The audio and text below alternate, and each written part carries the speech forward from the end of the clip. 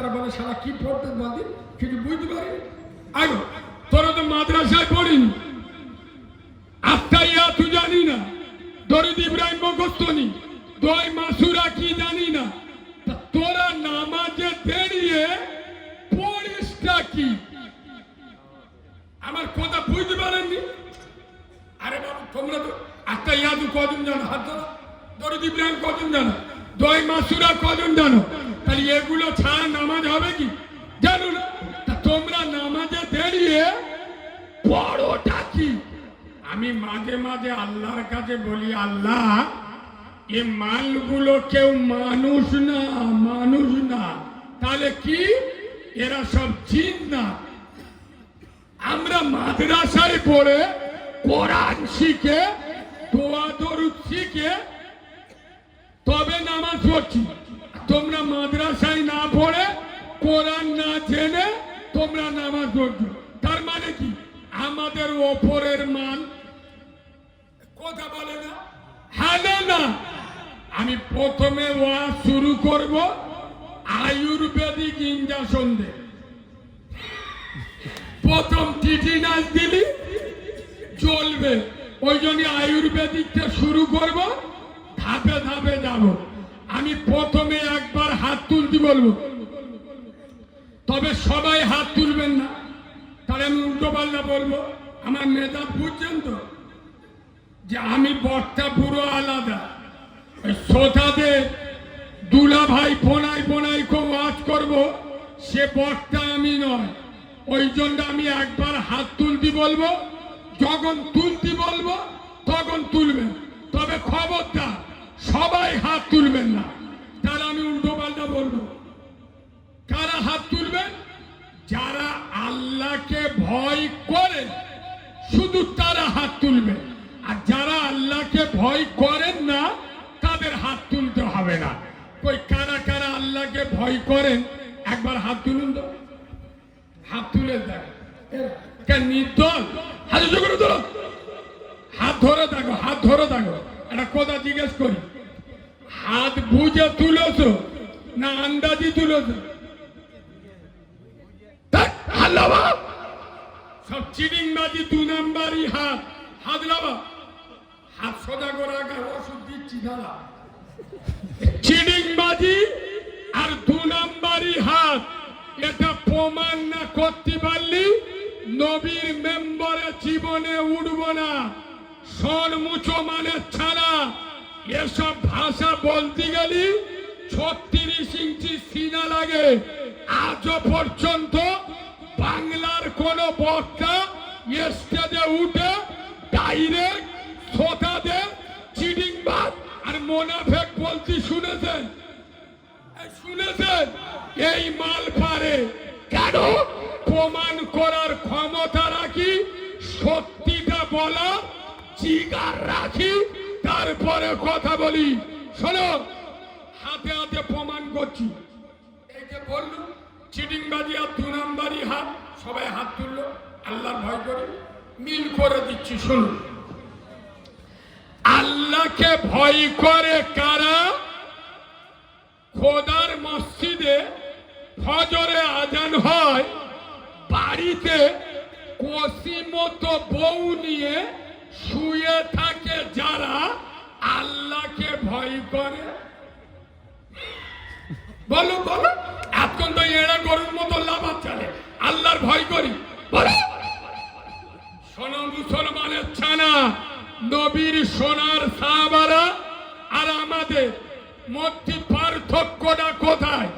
নবীর সাহাবারা নবীর মুখে ওয়াজ শুনতো, বুঝতো, আমল করত।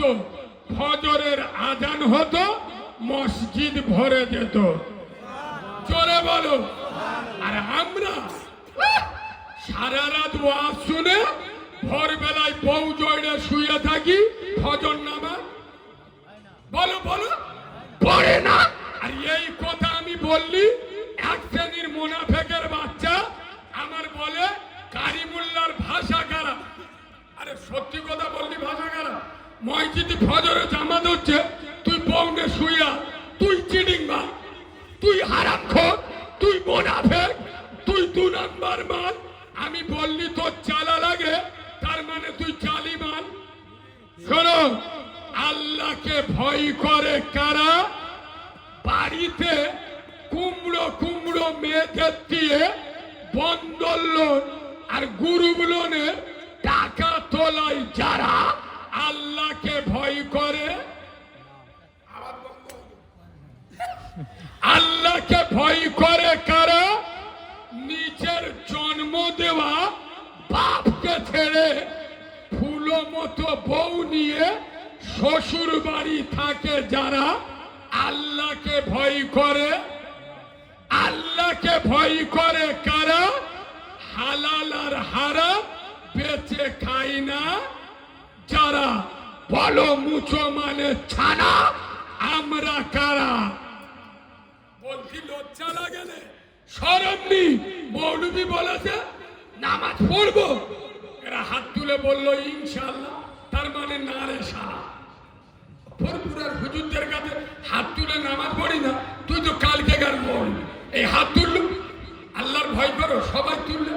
এরা জানে তো কারিমুল্লাহ ওই মৌলবী, কিন্তু চাঁদ বাবুই দিবা।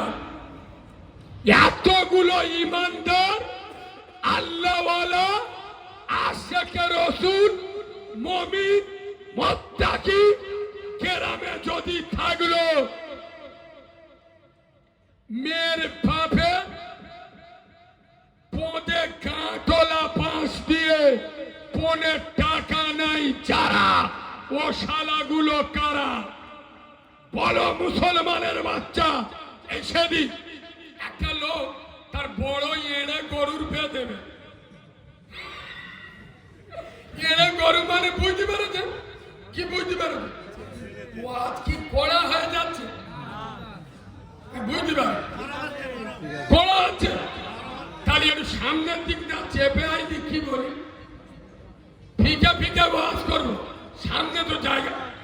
তোরা বাংলা বুঝি না, সামনে আসছি। আর আমি বললি এক্ষুনি বলবে এর কড়া ভাষা।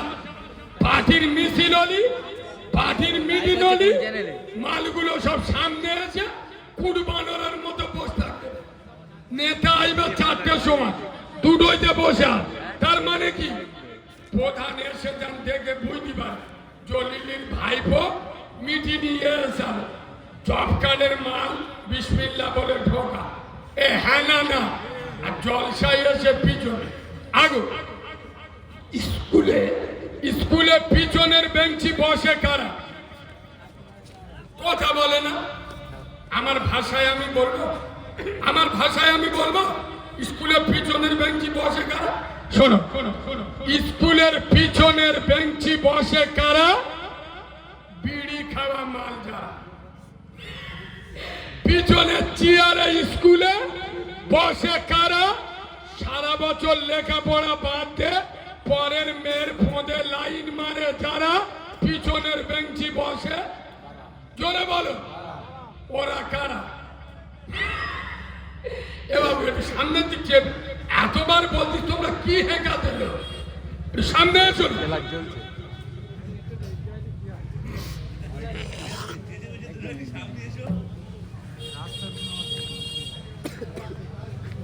হ্যাঁ, যদি বলেন ভাই রোগের ওষুধ দিউনি, আমরা মরবো, আমাদের ক্যান্সার, টিবি, প্যারালাইসিস হয়েছে, আমরা মরবো, তুমি ইনজেকশন দিউনি, ভিটামিন ওষুধ দিয়ে চলে যাও, তাহলে বলুন কেরসা কাহিনী বলে চলে যাচ্ছি। কত শুনছো না? শোনে, এই কদিন আগে একটা লোক তার বড় ছেলের বিয়ে দেবে, তা মেয়ে দেখতে গেছে। এখন তো আবার সাদা মালের দাম বেশি। হ্যাঁ না, এখন মেয়ে দেখতে গেছে, গিয়ে দেখতেছে মেয়েটার গায়ের রং চাপা। পছন্দ হয়, মাথা ঝুলছে।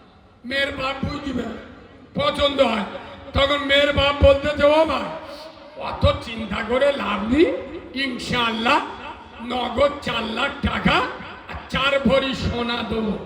তখন ছেলের বাপ বলছে আচ্ছা একটু চিন্তা ভাবনা করে দেখি। তখন মেয়ের বাপ বলছে ও ভাই চিন্তা আর কি করবে, 4 লাখ টাকা 4 ভরি সোনা আর তোমার 4 কামরা ঘর, তো ইনশাআল্লাহ ওটাও সেজিয়ে দেবো। তখন ছেলের বাপ বলতে আচ্ছা বাড়িতে ওর মার সাথে একটু আলোচনা করি। মেয়ের বাপ বুঝতে পারছে আকুশি মাল উঠতে, তখন বলতে জমা বেশি আলোচনা দরকার নেই, 4 লাখ টাকা 4 ভরি সোনা 4 কামরা ঘর সেজিয়ে এগুলো দেবো। আর নতুন আত্মীয়ার মোটর সাইকেল টম মডেল যেটা উঠেছে ইনশাআল্লাহ ওই একটা দেবো। তখন ছেলের বাপ বলছে আর চিন্তার করার দরকার নেই, আলোচনা করার দরকার নেই, ছেলে বে করুক আর না করুক শালা আমি করব। এরম হারামি আছে না নাই? খোদার কসম আজ আমি কালিমুল্লাহ চেহাদি খাসপুরের মাটিতে দাঁড়িয়ে যদি বলি খাসপুরের মুচো মানে ছানারা কুকুরের গু খাবে, কুকুরের গু, এরা রেগে যাবে, আমার মাথায় আদলা ইটির বাড়ি মারবে। আরে হারামখোরের বাচ্চা, চিডিংবাজের বাচ্চা, মোনাফেকের বাচ্চারা কান খুলে শুনে রে, কুকুরের গু খাবার থেকে ডেঞ্জারাস গুনাহ মেয়ের বাপের কাছ থেকে 15 টাকা নেওয়া। এখানে যদি কোন আলেম থাকে, আলেমদের পায়ের জুতো আমি মাথায় রাখি। তারপরে চ্যালেঞ্জ করছি, কোন আলেম যদি বলে কালিমুল্লাহ ভুল বলেছে, যা শাস্তি দেবেন মাথা পেতে মেনে নেব। মুচো মানে ছানা, কুকুরের গু খেতি বললি কি বলে, আমাদের কুকুরের গু খাচ্ছে। আর মেয়ের বাপের কাছে টাকা নিচ্ছ, ও তো কুকুরের গু খাওয়ার থেকে ডেঞ্জারাস গুনা কথা বলে না। আমি যদি বলি এ বাংলার মুসলমান সরের গোশ খাবে, সরের গোশ, এরা রেগে যাবে। কেন? এসব ওয়াজ কোন বক্তা তো করে না, আর এসে সরের গোশ খাওয়াচ্ছে। আরে হারামখোরের বাচ্চা, চিডিংবাজের বাচ্চা, খোদার কসম আমি চ্যালেঞ্জের সাথে বলে যাচ্ছি, সর খাবার থেকে বড় গুনাহ সুদ খাওয়া। আজ বাংলার মুসলমান, আজ বাদুড়িয়ার মুসলমান, যদুরাটির মুসলমান, কাশপুরের মুসলমান, এরা সরের গোশ খায় না কিন্তু সুদ খায়। ঠিক বলছি না? সরের গোশ মশলা বলছি। কোন মাল্লাল যদি থাকো সামনে দাঁড়িয়ে কথা বলবে, চলে যাব। মোনাফেকের বাচ্চার মতো পিছনে লাফাবে না। শোনো, এই খাসপুরের কোন ছেলে যদি সরের গোশ খায়, সব আছে সরের গোশ স্পেশাল করে রান্না করে খেলো, আমি চ্যালেঞ্জের সাথে নবীর মেম্বারে বলে যাচ্ছি, মাকে জেনা করার গুনাহ হবে না। ভালো করে শুনুন, এই বাবু মশলাটা ভালো করে শুনুন। আমি যা বলে যাব কাল সকালবেলা যেন ঘুরিয়ে দেবেন না। আমি কি বলছি সর খেলি গুনাহ হবে না? সরের গোশ খাওয়া তো হারাম, হারাম মাল খেলি গুনাহ হবে, গুনাহ হবে। কিন্তু মাকে ধর্ষণ করার মতো, মাকে জেনা করার মতো এত বড় মাপের গুনাহ হবে না। কিন্তু খোদার কসম এখানে আলেম বসে আছে, জেনে না মেশকাতুল মাসাবিরের হাদিস, যদি কেউ 1 টাকা সুদ খায় 42 বার মায়ের সাথে জেনা করার সমান। ঠিক তোরা কাউরার বাচ্চা না মুসলমানের বাচ্চা, তোরা খ্রিস্টানের বাচ্চা না ইমানদারের বাচ্চা, তোরা সরের গোশ খাস না কিন্তু তোরা সুদ খাস। যে সুদ খেলে মায়ের সাথে জেনা করা হয়। আগেকার এই যে মুরব্বী লোকেরা বসে আছে, আমি চ্যালেঞ্জ করে যাচ্ছি যে মুরব্বীরা, আগেকার লোকেরা যে হারাম খেতুনি তা নয়, হারাম খেত। তবে এটা আমি দায়িত্ব নিয়ে বলতে পারি, আজ থেকে 20-30 বছর আগে তারা যখন হারাম খেত, তারা হারাম খেত ওভাবে কিসি অভাবে, আর এখন হারাম খায় স্বভাবে। খোদার কসম, এখনকার মেয়েদের দেখুন আলমারি ভর্তি শাড়ি, লোকার ভর্তি গহনা, দোলা ভর্তি ধান, গোয়াল ভর্তি গরু ছাগল। আচ্ছা, তিনটে এড়ে গরু মানে তিনটে বেটা ভালো কাজ করে, স্বামী ভালো কাজ করে, ছাদ ফেলা ঘর, সামনে বাথরুম কল, খোদার কসম বন্দর লোন গ্রুপ লোনের টাকা খায়। বলুন আমি ঠিক বলছি না ভুল বলছি? তার মানে কি ও ভাবে আরাম খায় না, স্বভাবে খাচ্ছে। না না, এরা রোজা করে ফেরেশতারা বলে কবরে শুয়ে দেয়, কবরে শুয়ে দেয়। হারাম খাওয়াটা ছাড়। এই যুবক ছেলেরা, এখানে যত যুবক আছো, খোদার কসম আমি কালিমুল্লাহ জেহাদি যুবকদের বক্তা। আমি আজ চৌধুরাডি এলাকায় খাসপুরে এসছি, যুবকদের জাগাতে এসছি, ঘুম ভাঙাতে এসছি। এই যুব সমাজ তোরা জেগে ওঠ, খোদার কসম তোদের হাতে মোবাইল মানাই না রে, তোদের হাতে আল্লাহর কোরআন মানাই। যুব সমাজ তোরা আগামী দিনের ব্যারিস্টার আসাদুদ্দিন ওয়াইসি, তোরা আগামী দিনের পীরজাদা আব্বাস সিদ্দিকী, তোরা আগামী দিনের সুলতান সালাউদ্দিন আইয়ুবী। যুব সমাজ তোরা জেগে ওঠ, তোরা সমাজে অন্যায়ের বিরুদ্ধে, জুলুমের বিরুদ্ধে, জালেমের বিরুদ্ধে, সুদের বিরুদ্ধে, মদের বিরুদ্ধে, জেনার বিরুদ্ধে, বনের বিরুদ্ধে তোরা দাঁড়িয়ে যা। খোদার কসম তোরা মাথায় টুপি রাখ, মুখে দাড়ি রাখ, 5 ওয়াক্ত নামাজ পড়। আমি নবীর মেম্বারে বসে বলে যাচ্ছি, তোরা আল্লাহকে ভয় কর, গোটা দুনিয়া তোদের থেকে ভয় করবে। আর একটু জোরে বলুন, আর একটু চিল্লে বলুন।